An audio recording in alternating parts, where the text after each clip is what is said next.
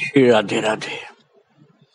भक्तों, ये हमारे प्रभु का स्वरूप ही है ऐसा, ऐसा स्वभाव ही है, ऐसी कृपालुता ही उनकी है कि भक्त के पीछे पीछे चलते रहते हैं और उसकी संभाल करते रहते हैं, हर प्रकार से संभाल करते हैं। आप संत अन्नदा ठाकुर की चरितावली सुन रहे थे, जिसमें प्रभु की कृपा से मैंने आपको कल बतलाया था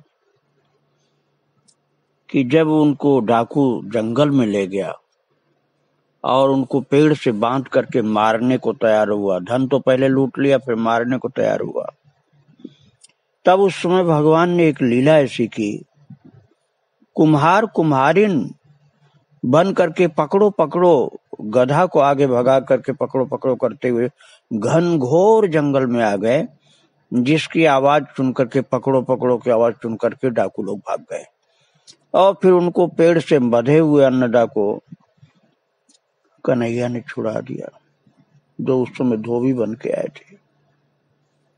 और उसके बाद जब वो चले हैं, दिन में धूप में, पानी नहीं मिल रहा था, जान निकल रही थी, तो एक बालक और एक बालिका, स्वयं राधा कृष्ण बालक बालिका बन करके आए और खारे कुएं में से महाराज मीठा जल बना करके पिलाए थे। ये आपने सुना था। उसके बाद फिर अन्नदा पहुंचते हैं यमुना जी पर और इतना थक गए थे कि लेट गए, उठने का साहस नहीं हुआ। सोचा थोड़ी नींद आ जाए, थकान उतर जाए, तब बाजार में जाके कुछ खाएंगे, लेकिन भूख इतनी भयंकर थी कि नींद आ ही नहीं रही थी। और फिर उस समय क्या लीला प्रभु करते हैं, अब आप वो देखिए। मैं आपको सुना रहा था कि उसी समय अल्प वयस्क एक बंगाली वैष्णव और वैष्णवी, मतलब साधु वेश में, एक वैष्णव और वैष्णवी बंगाली, बहुत सुंदर थे दोनों, और बंगला में एक गीत गाने लगे, काला तुम छल करे अबला मजाओ, बंसी स्वरे डेके ने एखन के ने देते रुको, बंसी स्वरे डेके ने एखन के ने देते कहो। अब महाराज ये तो बंगला की बोली है, लेकिन इसका भाव आप ये समझिए कि काला तुम्हें छल करे अबला मजाओ, हे कन्हैया तेरी लीला ऐसी है जो समझ में नहीं आता, कभी छल करता दिखता है, कभी बंसी बजाता है, कभी लीला करता है। ऐसे इतना भाव के गीत थे कि वो कुछ समय, वो तो बंगाल के ही थे ना अन्नदा जी, उनके तो पूरा ही समझ में आ रहा था। और गान की क्षुधा, जो गान से क्षुधा थी उनको, उसमें थोड़ी शांति मिली। इतना प्रिय गान था भगवान के लिए भक्ति का कि उनको सुन करके थोड़ी देर उनको भूख की शांति हो गई। लेकिन फिर बाद में जब गाना बंद हो गया, भजन का गाना, तो महाराज फिर भूख लगने लगी। और उसी समय वैष्णव वैष्णवी जो गा रहे थे वो भोजन निकाले खाने के लिए, भोजन बाजार से लेकर के आए थे वो लोग। और वैष्णवी ने फिर करुण दृष्टि से अन्नदा की ओर देखते हुए कहा, बाबा कुछ खाओगे? अब आप समझिए अन्नदा को क्या लगा होगा, कितनी भारी भूख थी, सारा पैसा डाकुओं ने लूट लिया था, उठने चलने की शक्ति नहीं थी, एक कौड़ी पास में नहीं, और भूख से ऐसे मरे से जा रहे थे। और उस समय जब प्यार से कहा वैष्णवी ने, करुणा की दृष्टि से देखते हुए, बाबा कुछ खाओगे? तो अन्नदा को ऐसा लगा कि जैसे मेरे हाथ में आकाश का चांद ही आ गया, और आनंद विभोर होकर बोले, लाओ माँ लाओ, मैं सचमुच बहुत भूखा हूँ। वैष्णवी ने पूरी कचौड़ी रबड़ी बहुत सारा सामान खाने को दिया और खा करके तृप्त होकर के अन्नदा लेट गए। थोड़ी देर में नींद आ गई तो देखा कि जिन बालक बालिका ने उन्हें जल पिलाया था वे ही वैष्णवी सज करके बन करके उनकी क्षुधा की निवृत्ति कर रहे हैं। अब वे स्वप्न में देख रहे हो कि जो बालक बालिका उनको जंगल में जल पिलाए थे वही वैष्णवी बन करके उनको भोजन कराए हैं। और देखते ही वे चौंक करके उठ बैठे और महाराज सोचा कि हम वैष्णवी को देखें तो उनके पास में ही तो थे वो लोग, लेकिन जब वो चौंक करके उठ बैठे तो देखा वैष्णवी को और सिर घुमाया तो देखा वहां कुछ भी नहीं, न कोई वैष्णव न वैष्णवी न भोजन कराने वाला न कोई आदमी वहां। उनका सिर एकदम जैसे घूम गया हो, सोचने लगे कहीं ये सब भ्रम तो नहीं है, कहीं मुझे कुछ हो तो नहीं गया है। यदि स्वप्न सत्य है तो कौन थे वे बालक बालिका जो वैष्णवी के वेश में मुझे भोजन करा गए? क्या वे मेरे प्राणों के प्राण कृष्ण और राधा ही तो नहीं थे? तो सही जानकारी करने के लिए उनके मन में एक बात आई, वे बाजार से डोर खरीद लाए, डोर जिससे कुआं से पानी निकाला जाता है भक्तों, और गए उस कुएं के पास जहां जल पिया था और डोर में कमंडल बांध करके पानी भरा, डोर में कमंडल बांध करके कुएं में डाला और पानी भर के ऊपर ले आए और एक चुल्लू लेकर जैसे ही मुंह में दिया उसे थूक देना पड़ा, क्योंकि वो सचमुच मुंह में देने लायक नहीं था। जब उस बालक के स्पर्श से ही वही जल अमृत लेकिन हो गया था महाराज। तो जिसके स्पर्श से इतना कड़वा जल एकदम अमृत होकर के इनकी प्यास बुझाया था, 2 लोटा पिए थे, तो वो कौन हो सकता था? अब उन्हें समझने में देर नहीं लगी, उनका सारा शरीर रोमांचित हो गया, नेत्रों से सुधार बहने लगी और वे ये सोच सोच कर अपने को धिक्कारने लगे कि ठाकुर ने 2 बार उन पर कृपा की। भक्तों ये तो समझ रहे हैं 2 बार, लेकिन मैंने आपको जो बताया कि जंगल में धोबिन बन करके गधे के पीछे भागते हुए आए थे, वो अभी नहीं याद आ रहा इनको, उसको भी मिलाइए तो 3 बार प्रभु ने दर्शन दे दिया इनको। और यमुना तट पर जा करके लेट गए और न जाने कब तक पड़े पड़े रोते रहे, रोते रोते आंख लग गई तो देखा कि फिर वही आनंद मूर्ति वैष्णवी उनके सम्मुख खड़े हैं। फिर स्वप्न में दर्शन हो रहा है और कह रहे हैं, अन्नदा क्यों चिंता में पड़े हो? हमारा स्वरूप यदि तुम पहचान लेते तो तुम्हारा शरीर नहीं रहता, तुम्हारे शरीर से तो अभी हमें काम करवाना है ना, इसलिए तुमको बचाना था, हमें तुम्हारी संभाल करना था, इसलिए तुमको पहचानने नहीं दिया, नहीं तो तुम नहीं बच पाते, शरीर छूट जाता तुम्हारा, क्योंकि तुम उसको सहन नहीं होता। फिर 2 दिन और वृंदावन में रुक करके अन्नदा ने लक्ष्मण झूले की ओर प्रस्थान किया और झूलन पूर्णिमा के 1 दिन पूर्व स्वर्गाश्रम पहुंचकर एक सन्यासी के आश्रम में कुटिया में ठहरे और रात में स्वप्न में ठाकुर रामकृष्ण परमहंस उनकी कुटिया में आकर उपस्थित। उन्होंने कहा, अन्नदा उठो, मेरे साथ चलो। अन्नदा स्वप्न में ही जागृत की तरह उनके साथ उठ करके चलने लगे और कुछ दूर जाकर के ठाकुर के निर्देश के अनुसार एक कुएं के पास पहुंचे। ठाकुर ने कहा, अन्नदा यहाँ ठंडा बहुत है, कुछ आगे वृष्टि हुई है, वर्षा हुई है, तुम कुटिया में जाकर अपना कंबल और आसन ले आओ। अन्नदा कंबल और आसन ले आए और दोनों आसन बिछा करके कुएं के पास बैठ गए। भक्तों बहुत गंभीर लीला है ये।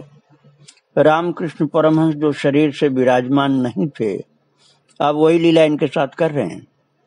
पहले तो भगवान राधा कृष्ण ने लीला की थी, अब तो परमहंस ठाकुर अर्थात रामकृष्ण परमहंस पहुंच गए हैं महाराज इनके साथ ही साथ। और अभी आप सुन रहे थे स्वर्गाश्रम जो ऋषिकेश में वहां की बात, तो वहीं पर परमहंस ठाकुर रात को बोल रहे हैं, अन्नदा आज तुम्हारे जीवन का शेष मुहूर्त है। शेष मुहूर्त का मतलब कि आखिरी टाइम है तुम्हारा, और तुम मेरे साथ चलना चाहो तो चलो, इस संसार में रहना चाहो तो मैं तुम्हें कुछ आयु दे जाऊं। अन्नदा ने कहा, ठाकुर मुझे ले चलो, मैं संसार बंधन में नहीं रहना चाहता। ठाकुर ने कहा, अन्नदा और एक बार विचार करके देख लो। उनके कहने के साथ ही सहसा अन्नदा के सामने आया एक दृश्य। उन्होंने देखा कि संसार के सहस्र सहस्र त्रिताप तप्त जीव मर्म भेदी हाहाकार और क्रंदन करते हुए करुण दृष्टि से उनकी ओर देख रहे हैं और कह रहे हैं, अन्नदा तुम अकेले ही चले जाओगे तो हमें संसार में जो भीषण ज्वाला में हम जल रहे हैं, झुलस रहे हैं, हाहाकार कर रहे हैं, उनको छोड़ करके चले जाओगे तो हमको कौन सुख पहुंचाएगा। तो उनको दिखाते हुए अन्नदा ने रामकृष्ण परमहंस से कहा, ठाकुर तुम्हें इन सब को भी ले चलना होगा, इन्हें छोड़ करके मैं नहीं जाऊंगा। तो ठाकुर ने कहा, अन्नदा यदि तुम उनका भी उद्धार चाहते हो तो तुम्हें और 20 वर्ष साधना करनी होगी। 10 वर्ष संसार में रह करके माता पिता की सेवा और 10 वर्ष स्त्री सहित गंगा तट पर मंत्र का पुरस्चरण, और इसके अतिरिक्त एक और कठिन कार्य भी करना होगा। अन्नदा ने कहा, ठाकुर इतने लोगों का यदि उपकार है और इनका कल्याण हो सकता है तो मैं 20 वर्ष और साधना करने को प्रस्तुत हूं।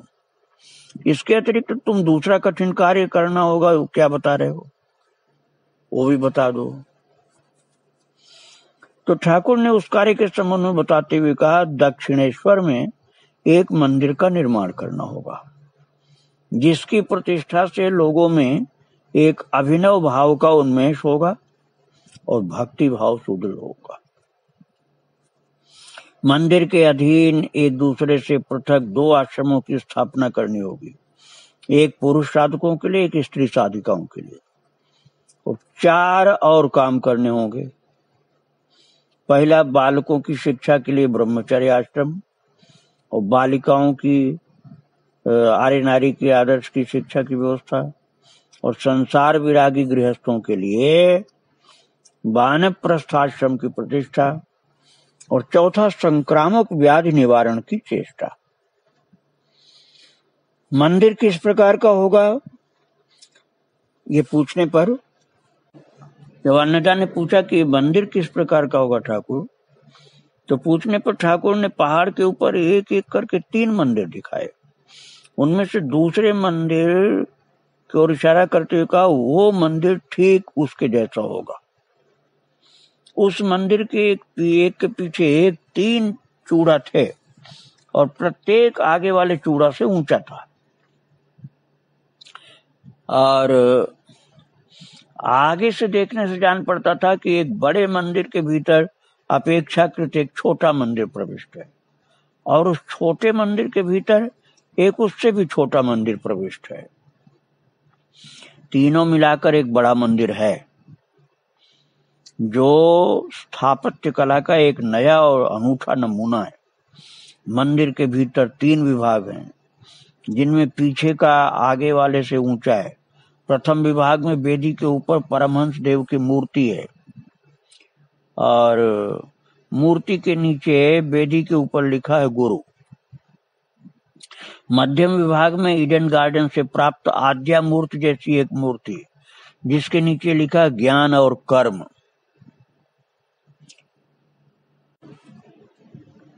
और शेष विभाग में प्रणव के भीतर राधा कृष्ण की युगल मूर्ति है जिसके नीचे लिखा प्रेम। तीनों मूर्तियों में एक दूसरे के पीछे होते हुए भी इस तरह से स्थापित हैं। आनंद आता है दर्शन करके। और मंदिर के बाहर से तीनों के एक साथ दर्शन किए जा सकते हैं। मंदिर को देखकर अन्नदानी का ये कार्य सचमुच कठिन है, पर आपकी कृपा होगी तो ये भी सहज हो जाएगा। मैं इसके लिए भी प्रस्तुत हूँ। ये सुनकर ठाकुर बहुत प्रसन्न हुए। भक्त मैं आपको बता चुका हूँ, ठाकुर का तात्पर्य है रामकृष्ण परमहंस। भक्त लोग उनको ठाकुर कहते थे। तो उन्होंने अन्नदा को आश्वस्त करते हुए कहा, तुम चिंता मत करना, मेरे गत बार के 18 भक्त 108 लोगों के शरीर के माध्यम से इस कार्य में तुम्हारी सहायता करेंगे। इसके बाद ठाकुर ने बताया कि मूर्तियां कितनी बड़ी होंगी, किस धातु की होंगी, उनकी सेवा के क्या नियम होंगे आदि, और विस्तार से सब बताकर वे जाने के लिए उठ खड़े हुए। अन्नदा ने अभिवादन पूर्वक उन्हें विदा किया और विदा करके वो स्वप्न रहित गंभीर निद्रा में डूब गए। और ठाकुर के साथ कुटिया से कुएं के पास आकर जो वार्तालाप हुआ वो सब स्वप्न में हुआ था।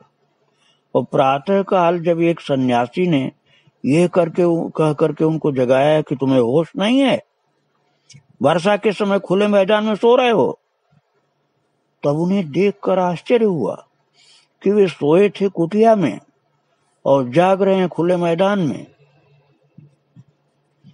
सन्यासी से कुछ कहे बिना वे कुटिया में चले गए। देखते ही देखते उनके भाव में परिवर्तन हुआ। 20 वर्ष और राग द्वेष घृणा हिंसा से परिपूर्ण मलिन संसार में रहने की बात सोचकर उनका हृदय कांप गया। वे सोचने लगे कि ठाकुर ने अपनी सम्मोहन शक्ति से उन्हें इसके लिए राजी कर लिया, पर क्या ठाकुर के इस आश्वासन के पश्चात कि उनका उनके दिव्य धाम को जाने का समय हो गया है, उनके इतने दिन संसार में रहना संभव है? उन्होंने निश्चय किया कि वे अन्न जल कुछ भी नहीं ग्रहण करेंगे और सामने के वन में किसी निर्जन स्थान में जाकर के बैठ करके ठाकुर से प्रार्थना करेंगे। जब तक वे 20 वर्ष की अवधि को घटाकर कम नहीं कर देंगे जितना वो सहन कर सके, तब तक प्रार्थना करते रहेंगे। या तो ठाकुर फिर प्रकट होकर इतनी कृपा करेंगे, या वन के हिंसक जंतु उनके शरीर को समाप्त करके उन्हें संसार बंधन से मुक्त कर देंगे। ऐसा निश्चय कर लिया महाराज अन्नदा ने, और उन्होंने वन के भीतर जाकर के एक विल्व वृक्ष के नीचे आसन जमाया और लगे कातर स्वर से ठाकुर से प्रार्थना करने। महाराज 3 दिन बीत गए अनाहार अनिद्रा में रोते रोते और ठाकुर से प्रार्थना करते। अंत में उन्होंने स्पष्ट सुना ठाकुर का कंठ स्वर ये कहते हुए, अन्नदा अब तुम्हें 20 वर्ष तक साधना नहीं करनी होगी, तुम घर जाओ, 1 वर्ष माता पिता की सेवा करो और 1 वर्ष सपत्नी गंगा तीर पर उस मंत्र का पुरस्चरण करो। 2 वर्ष में ही कार्य सिद्धि हो जाएगी। उसके पश्चात 12 वर्ष के भीतर मंदिर का कार्य आरंभ होगा। इसका मतलब ये हो भक्तों की 12 2 14 वर्ष, तो 20 वर्ष की जगह 14 वर्ष कर दिया परमहंस जी ने। और ठाकुर की समाश्वासन जो वाणी की संजीवनी सुधा पा करके अनाहार और अनिद्रा से जो मृत सम हो रहे थे, अन्नदा के शरीर में बल आया और प्राण में नए उत्साह और शक्ति का संचार हुआ। वे आनंदोत्फुल्ल होकर के स्वर्गाश्रम में अपनी कुटिया में लौट आए और कुछ दिन और वहां रुक करके कलकत्ता होते हुए माता पिता के पास चट्टगांव गए।